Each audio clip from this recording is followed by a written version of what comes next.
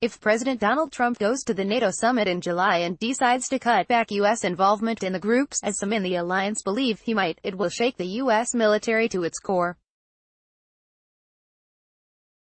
It will also open the door to the real possibility that Defense Secretary James Mattis, a decades-long advocate of alliances, may no longer be relevant in the Trump administration and might even have to go. Those concerns are bubbling as Trump once again argued Wednesday for a better relationship with Russia amid his plans to meet President Vladimir Putin, just days after Mattis issued a stark warning that Putin aims to undermine NATO and the U.S. itself. A warmer relationship with Putin and Russia is good for the world, it's good for us, it's good for everybody, Trump said Wednesday. But on Friday at the U.S. Naval War College in Rhode Island, Mattis had been grim. Putin seeks to shatter NATO.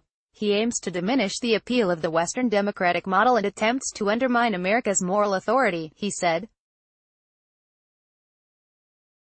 Anxiety within the Pentagon's gap on Russia is just the latest example of differences in policy and approach between Trump and his defense secretary that are raising questions about whether a rift is developing between the two men. Whether it's their starkly different assessments of Pyongyang's denuclearization, transgender troops, or Trump's request for a military parade through downtown Washington, Mattis and the president have often appeared to be on different pages. On other issues, including the U.S. decision to leave the Iran nuclear deal and the nascent negotiations with North Korea, Mattis has appeared sidelined at times. Their starkly different personalities underscore the growing list of policy differences. Mattis, known for his focus on precision and accuracy, is navigating a relationship with a president known not only for his misrepresentations and off-the-cuff exaggerations, but for his annoyance at being managed. The apparent distance between Trump and his defense secretary is feeding anxiety within the Pentagon, but several analysts and former officials say it may simply be a matter of the president growing into the job. After frequently touting the value of his generals early in the presidency, Trump may feel he doesn't need to rely on them as much as he did in the early months of his term.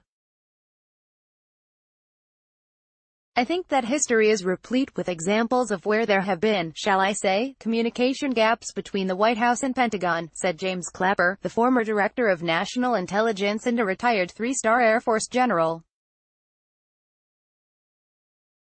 It's a particularly acute issue here with President Trump, who I think as more time has elapsed in his tenure, feels more and more confident that, he doesn't really need any advice from anybody and he's smarter than everybody else, Clapper said on CNN's New Day. There's no indication Mattis is about to leave the administration. In fact, Mattis is scheduled to attend the upcoming NATO summit with the President and Secretary of State Mike Pompeo, according to a senior administration official. But other military men have been ejected from the Trump orbit.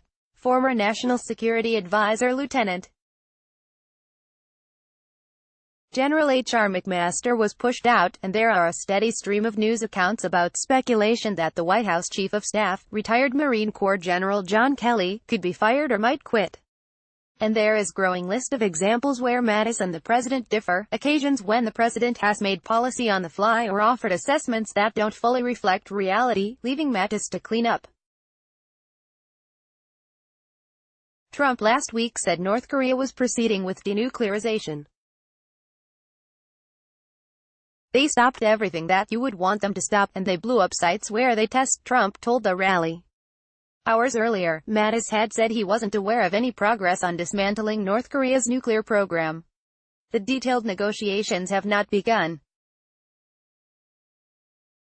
I wouldn't expect that at this point. Snippets of the same disconnect was on display after the U.S. conducted military strikes in April to punish Syria for the use of chemical weapons.